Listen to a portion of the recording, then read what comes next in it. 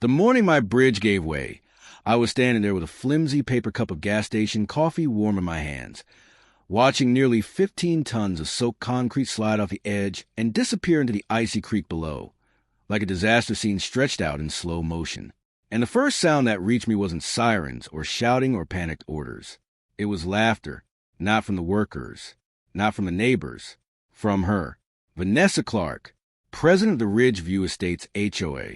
She stood there in a spotless cream blazer, sunglasses perfectly in place, phone already raised, laughing the way someone laughs when they see a stranger trip on a curb. "Well," she said, tilting her head slightly, "guess those old rocks finally gave up." That was the instant I understood this wasn't some random mishap, and she had absolutely no idea what she just stepped into. My name is Daniel Brooks. I'm 54 years old, a retired civil engineer, a woodworker by choice, and a widower by circumstance. And until that morning, I owned a 102-year-old stone bridge that my grandfather built with his own hands back in 1921.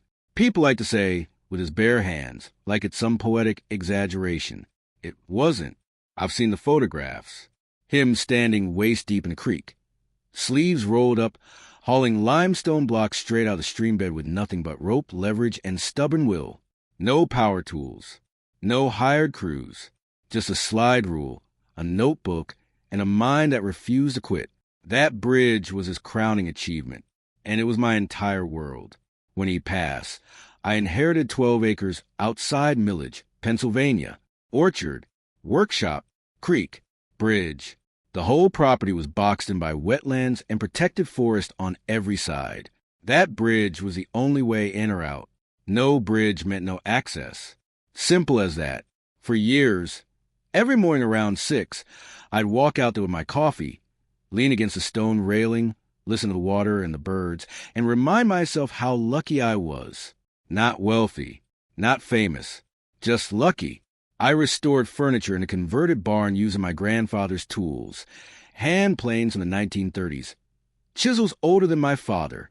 People drove in from 3 different counties to buy tables and cabinets that took me months to finish. Life was quiet, steady, peaceful. Then Ridgeview Estates arrived. 3 years before the collapse, a developer bought the farmland surrounding my property and dropped 48 identical houses into neat rows like Monopoly pieces.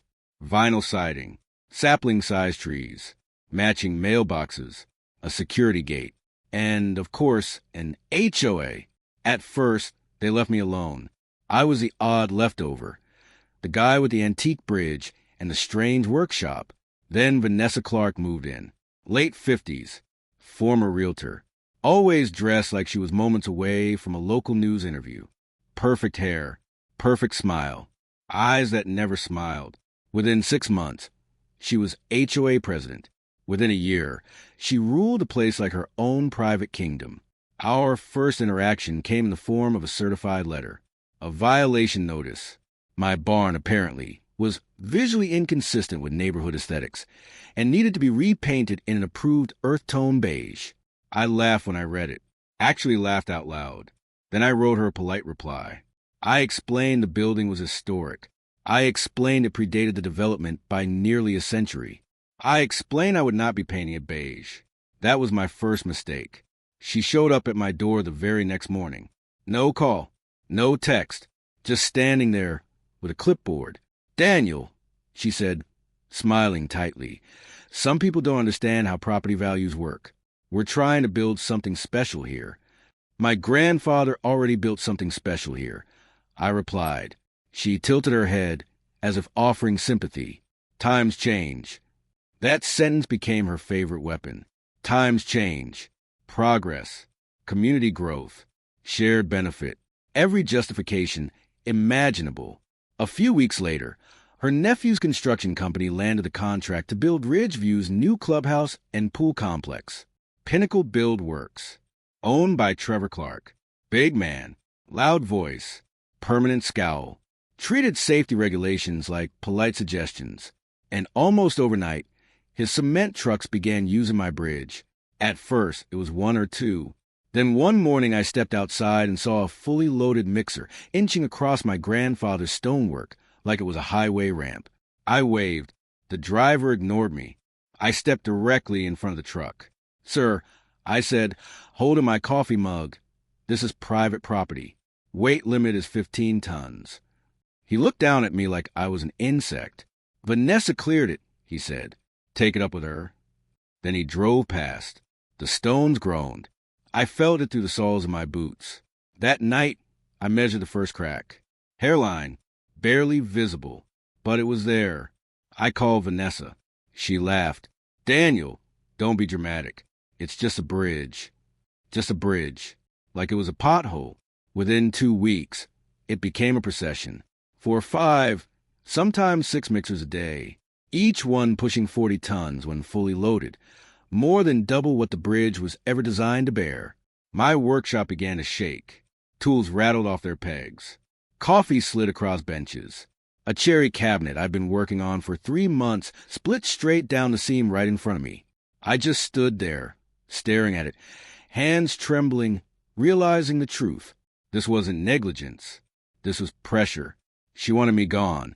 Ridgeview's Phase 2 expansion plans showed luxury homes exactly where my orchard and workshop stood. I was in the way. So they leaned on the bridge, literally. I sent a formal cease and desist with deed records proving exclusive access. Trevor tossed it into his truck's trash.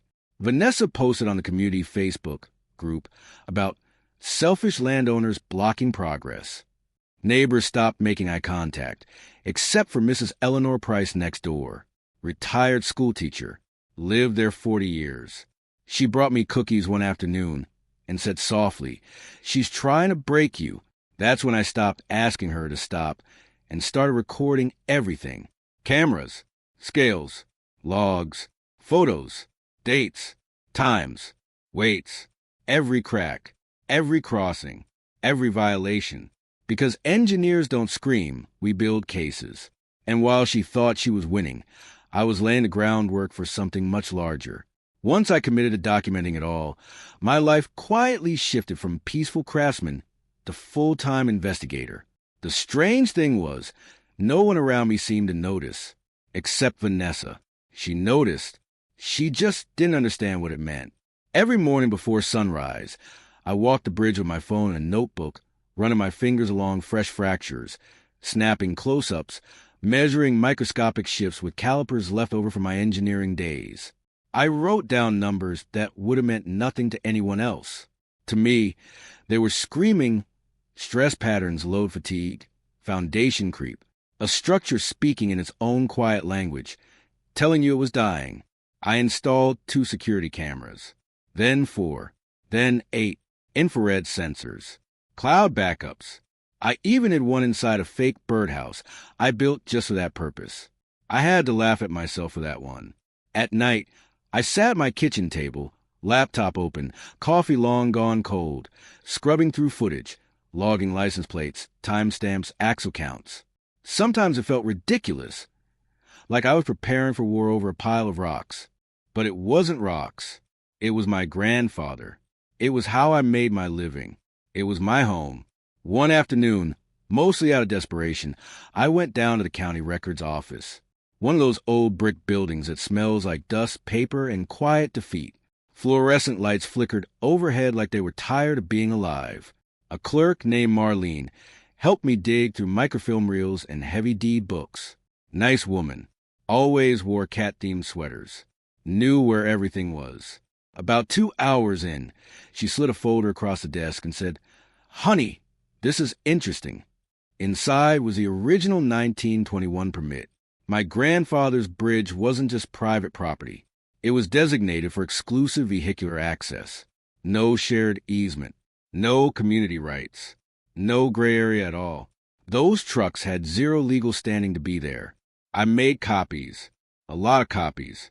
Then I hired Dr. Helen Morris, a structural engineer who specialized in historic infrastructure. Brilliant mind. 0 tolerance for nonsense. She spent 6 hours crawling under that bridge with sensors, notebooks, and a flashlight. When she finally climbed out, she wiped her hands on a rag and said, "Daniel, if this keeps up, you're looking at a collapse within 2 months. Maybe less." That word stayed with me. Collapse. Not damage. Not wear. Collapse. I sent Vanessa and Trevor a registered letter with Helen's report attached. Professional, polite, no emotion. Trevor responded with a thumbs-up emoji.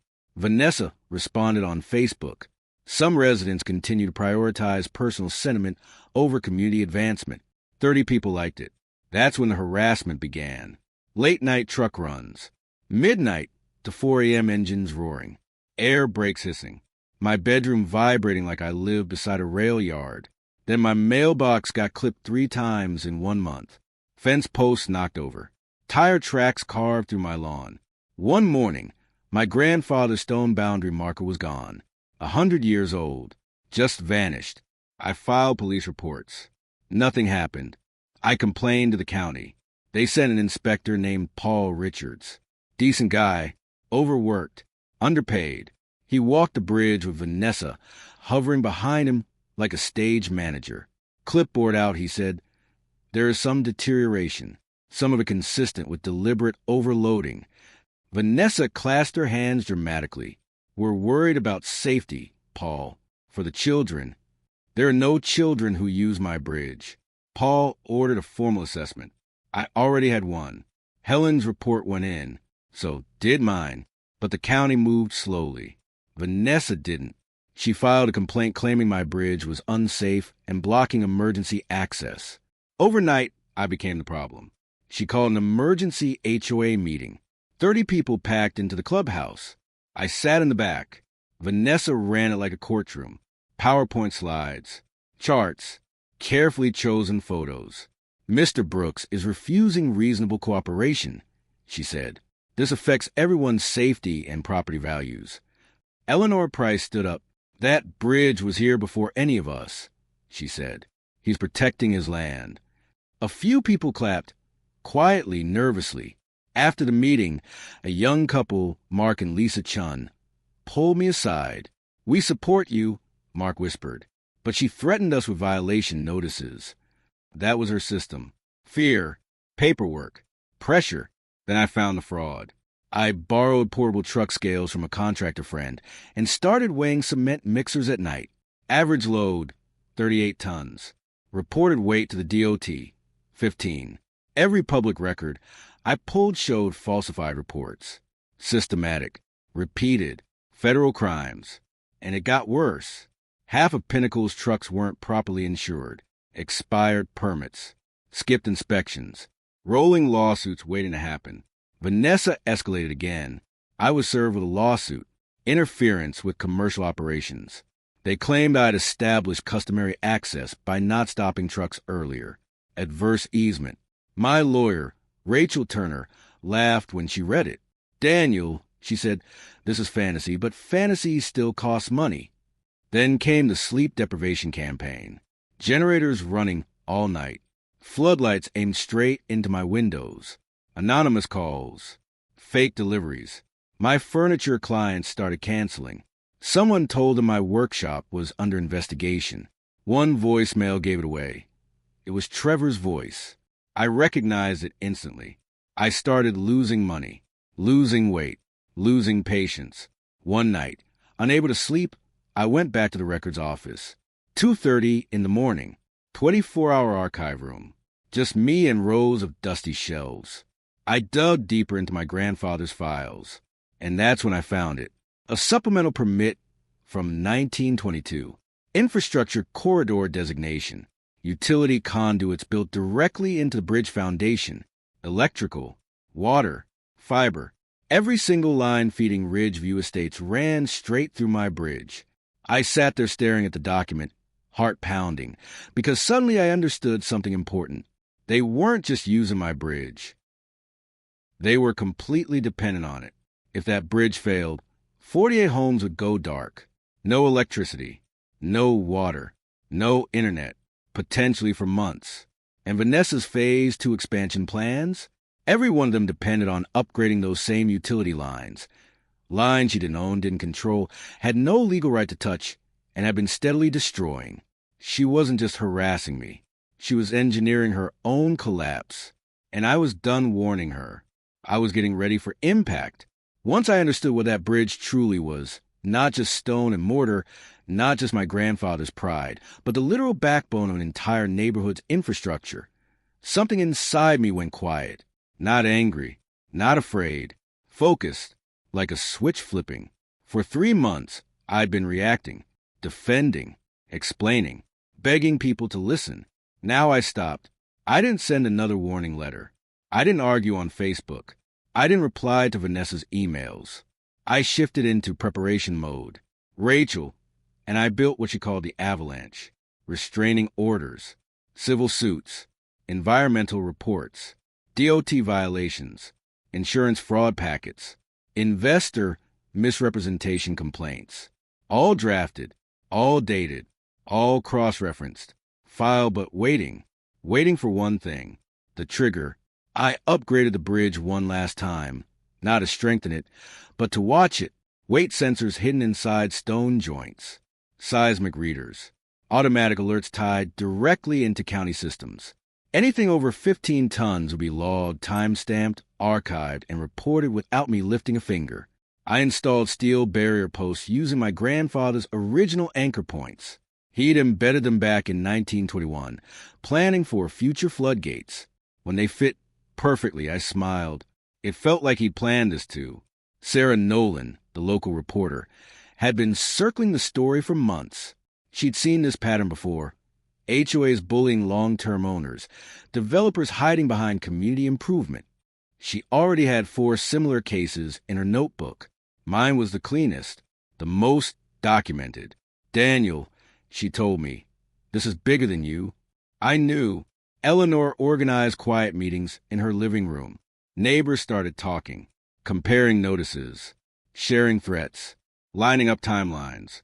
The pattern became impossible to ignore. Vanessa's business model wasn't development. It was pressure, surrender, acquire, repeat. Dr. Morris installed advanced monitoring equipment. One afternoon, she studied her screen and said softly, 5 days, maybe 6. Failure window. Predictable. Documented. Beautiful in a terrible way. Environmental Services confirmed diesel and concrete runoff into Coldwater Creek. EPA violations. Federal level serious. Every truck added charges. Every crossing created evidence. Tuesday morning, 6:12 a.m., I stood on my porch with coffee in my hand, phone in my pocket, watching. The sensors had warned me an hour earlier: heavy load inbound. At 6:28, Trevor's biggest mixer rolled onto the bridge, fully loaded, rushing, probably behind schedule. I felt the vibration through my boots. The center span dipped, a sound like a winter tree splitting, then half a second of nothing, and then the world fell. Stone burst apart, water surged, concrete poured into the creek like gray lava, metal twisted. The truck tipped and slid sideways into the water. Silence. Then alarms. My phone exploded. County systems, utilities, emergency services, all triggered automatically. I still called 911. Bridge collapse. Unauthorized commercial vehicle. Utilities severed. They arrived in 8 minutes. It looked like a movie set. Fire trucks, police, inspectors, TV vans. Trevor stood waist deep in water, concrete hardening around his boots, staring like he'd slipped into another universe. Vanessa arrived moments later, screaming in her BMW. Her face cycled through 5 emotions in 10 seconds: shock, denial, rage, fear, calculation. "Daniel," she said breathlessly, "we can work this out." That was new. Sarah was already filming. "Mrs. Clark," she asked, "how do you respond to allegations of systematic trespassing and infrastructure sabotage?" Vanessa froze. I handed Paul Richards my binder, 3 inches thick. Photos, weights, reports, videos. Paul flipped through it. His hands shook. "Oh my God," he whispered. The utilities commissioner arrived, took one look at the exposed conduits, and went pale. "Do you understand what you've done?" she asked Vanessa. "Temporary rerouting, environmental review, historical approvals, 18 months minimum, $100,000 up front." Vanessa's development contracts, all with 90-day deadlines, were dead on arrival. 3 days later, town hall was packed. 200 people. Press, lawyers, officials. Rachel presented everything on screen, step by step. You could watch the bridge die in real time, truck by truck, crack by crack. Then came the fraud. DOT reports, insurance lies, investor documents, harassment recordings, environmental data. The room went silent. Trevor was arrested that morning. Federal transportation fraud. Vanessa's lawyers whispered nonstop, panic, commission rulings, liability exceeding $2 million, criminal referrals, civil damages. 6 months later, Vanessa filed for bankruptcy, lost her license, eventually took a plea deal. Trevor served time. Pinnacle dissolved. The HOA was restructured. Eleanor became president. Her first rule, respect existing properties. My bridge was rebuilt using the original plans. Modern reinforcement, traditional stonework, local craftsmen. It's stronger now, but it still looks like my grandfather's. My business exploded. People wanted furniture from the bridge guy. We started a heritage trades program, taught kids woodworking, stonework, real skills. Cold Water Creek healed. Fish returned. Birds came back. My mornings came back too. Coffee, mist, silence. Sometimes I stand on the new bridge and think about how close I came to losing everything, not because of an accident, but because of ambition without conscience, power without limits. And I wonder what would have happened if I'd given up, if I'd sold, if I'd walked away. Would she still be doing it to someone else? Probably. So here's my question for you. Was I right to let it collapse? To wait? To document? To turn their pressure into their own downfall? Or should I have fought earlier, even if it meant losing everything? Where do you draw the line between self-defense and revenge, between justice and strategy? I'm genuinely curious. Drop your thoughts in the comments. Share this if you've ever dealt with HOA abuse, property disputes, or community power struggles. If you've been through something similar, I read every story. Sometimes the only way to protect what matters is to outlast the people trying to take it. And sometimes the truth has to hit rock bottom before anyone finally looks down.